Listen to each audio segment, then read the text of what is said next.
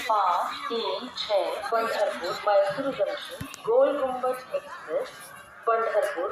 से चलकर गदग हुगली जंक्शन हरिहर